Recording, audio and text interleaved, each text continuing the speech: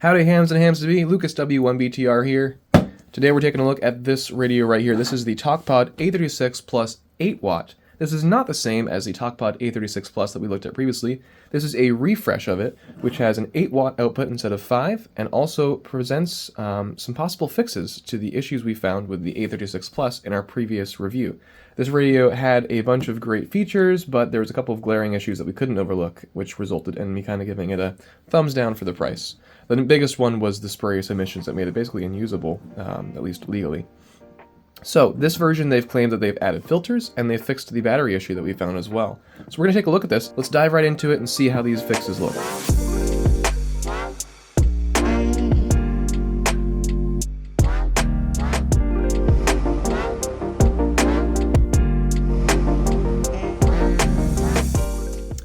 Alright, so right off the bat, let's talk about the specifications of this radio. It is an 8 watt version, so it does transmit at 8 watts. It is a dual band radio, VHF and UHF, and it's a GMRS radio as well as a ham radio. Now, it's not just capable of transmitting on GMRS, it actually is legal to do so. It is licensed to do so. Now, I'm not entirely sure how they managed to do that, since the FCC typically only gives GMRS license to GMRS-only radios. However, I think it's because you can actually boot it into a GMRS-only mode and use it in that mode for GMRS, or you can boot it into a ham mode, which happens to let you do GMRS as well. Really great. I think a lot of us hams do use ham radios for GMRS as long as it's safe to do so spurious emission-wise, and having an actual little stamp of approval on there does make me feel better about doing that. So it is, like I said, 8 watts. That extra couple of watts doesn't make a huge difference. At work, which I'm a radio technician, we often found that the difference between a 25 watt, 30 watt radio versus a 100 watt radio in the car, even as a mobile, makes little to no difference. It's not usually worth the extra cost and size. So from 5 watts to 8 watts, is there going to be a difference? Possibly. But it's nothing to complain about considering it's the same cost as the previous model. And, who knows, maybe that little bit of extra power will be what makes a difference. But in general, you want better antenna, better height as your primary ways to increase your signal strength. But let's turn on the radio. This has not changed from the previous model. It's got the same color display, the same RSSI meter, very easy to understand announcer. It's got the menu in here as well that I liked, that you could really see a lot of detail on here. Again, like I said in my previous video, I like the UVK5 by Quansheng a bit better. But I love to see these places that are just changing from the default kind of menu. It still has the same basic settings in there, but I like that you can see a bit more. There's more room for text. It's got the RSSI meter. It's got your little display of high and low power, duplex, etc., CTCSS tones, battery indicator in the top there.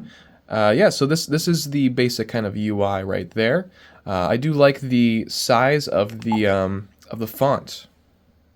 I like the size of the font as well. It's often that it feels like the memory mode is kind of an afterthought in some of these radios because the text is so darn small and hard to read compared to when you're in VFO mode. Now, I do use VFO mode pretty often, but day to day, usually what I leave it in is this channel mode. Now, you'll have noticed that the screen does turn off because it's a full-color LCD display. It would suck up power pretty quickly, so the display does completely turn off after its timeout. There's no visible text, even in the bright light of the sun, which is, a bit of a downside, but honestly, I do like the color display, so I'm not really complaining. Buttons. Let's talk about buttons. There are programmable buttons. These 2 buttons on the side are programmable, as is the top one right here, the kind of emergency-style button. Now, one neat thing is that the buttons are programmable from the menu of the radio itself. Most radios that I've had programmable buttons on, you have to go into Chirp or into their proprietary programming software to change the buttons. But you can actually change it on the fly, see what works for you, see what doesn't. It's got the standard Kenwood jack here for your speaker mic or for an accessory like the AIOC sound card. For an antenna, it does have an SMA male port on it. Now, fun fact about SMA, you kind of think this would be male because it sticks out. But if you look in there, there's a hole, and if you look in here, you can see there's a little pin sticking up. That's what makes it male. If you're not familiar with connectors, male versus female, it's a bit basic in the sense that if something goes inside of something else, whatever is sticking into something else is male. Wonder where they got the inspiration for that from. But that said, standard antenna port works with anything that would work with a UV5R. We do have a removable battery as well. You push these 2 pins down, and the battery will pop out. And the battery is, just like the previous A36 Plus, rechargeable over USB-C. That's one of the best features of this radio, in my opinion, is that you can charge it over USB-C. The clip on this is built into the battery, which I actually prefer that because the ones that are built into the radio break off easier. And you can also clip the battery onto yourself, but that's kind of, your mileage may vary as to what you prefer. Let's hop into VFO mode. To do that, you're going to press and hold the green button. The red button is to change what display mode you have. Green button changes you into VFO mode. 1, 4, 6, 5, 2, 0. Can punch in a frequency there. It does go within the commercial bands as well. You can use it there, and it is FCC licensed because it does have, spoiler alert, some pretty good spurious emissions. Let's talk about that right now, actually. All right, taking a look at the old non-8 watt Talkpod here on the spectrum analyzer. This is VHF. And look at that spur. That is awful. Nearly as strong as the intended frequency on the left there. Basically no attenuation, and that is on VHF here. Now taking a look at UHF, let's see how the spurious emissions are here on the old one. Yeah, not nearly as bad, but still not even sort of legal. We got, 20-25 decibels of attenuation there on UHF for that intended frequency, and some more spurs over to the right. You can also punch in 220 megahertz on the Talkpod A36s. Yeah, and on the old version, it's actually pretty clean. Some good power there, very clean signal on 1.5 meters there. Excellent. All right, we've got the new Talkpod A36 Plus 8 watt edition. We're going to test it out first on 2 meters, 146.520.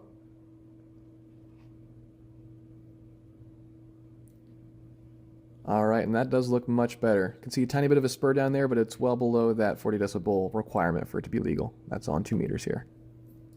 All right, now let's try out 70 centimeters here, the 440 megahertz band on the new one. Make sure we can see the screen here. All right, yeah, look at that. That's so much better than the last one. Yeah, pretty darn clean. Can't be mad at that. Okay, let's try out the 1.25 meter band now on the new one. I remember in the old one it was pretty clean, a little bit lower power, but very clean signal, which was impressive. Let's see about this one. Okay, and it is a lot lower power, and there is a spur there that is above the legal limit, so that's not legal to use. Not entirely sure why, because it was clean before, but the filters must be damaging that. But that's okay. It's not really an advertised band on this radio anyways, so no real loss. So all of that said, I think Talkpod really deserves some credit here. They did release that A36 Plus with those bad spurious emissions.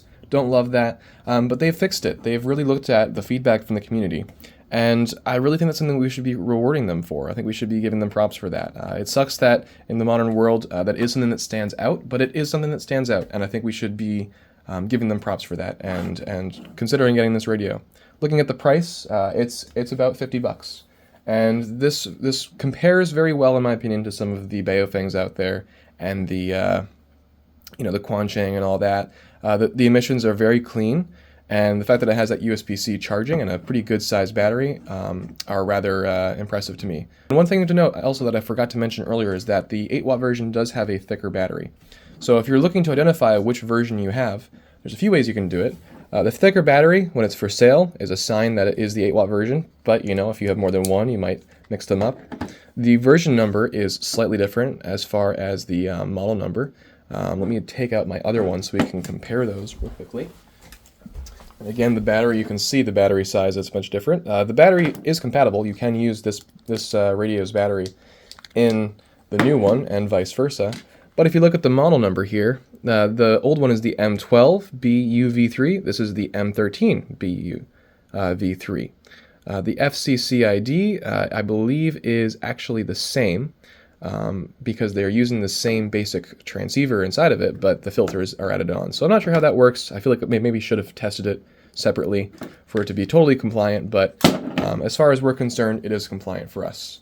The other thing that you can also check to see which version of the radio you have is the firmware version. If you go in either of these, and we're just gonna put the battery back on here, we're gonna go into the menu, press the down button once. You can see the different versions there. This one is the Talkpod A36 Plus, and this is the A36 Plus 8 watt. This one has a much later version of the firmware than that one does as well. All that to say, what do I think about this radio? Well, on the last one, the non-8 watt version, I said that if Talkpod could just fix the spurious emissions and fix the issue with the battery was dying all by itself, then I would recommend it, and guess what? They did that. Really proud of them for stepping up and fixing the mistakes that they made, and also adding us some little extra battery life there too. Love the radio. It gets my recommendation for the price. It's $50, I believe, right now, and that comes with the charger, comes with the antenna, comes with the battery, all that standard stuff, and it comes with a little USB-C cable for us to charge with over USB-C. Love it. So yeah, what do you guys think though? Is there another radio that you like better? Is there something that you have any issues with on this radio? Because I'd love to hear in the comments below what your thoughts are. Would also love to hear what else you want me to take a look at in the future. Is there any radios you want me to take a review of? We're looking at a new one from Radioddity pretty soon, so I'm excited to share that one with you guys. As always, stay safe and have fun out there in the field. We'll see you on the airwaves. 7-3 from Lucas, W1BTR.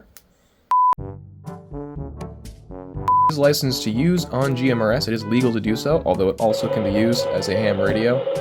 Gosh darn it, repeater. What do you think? I don't know. I think nothing. I don't think at all anymore. My brain is jelly, and my thoughts are mush. Stuff. I really like this, and it's great for GMRS too. Let me know what you guys think. We'll see you next time, and great time to fail, UPS. Thank you. Yeah, now the battery's fine. It's fine. I've tested it.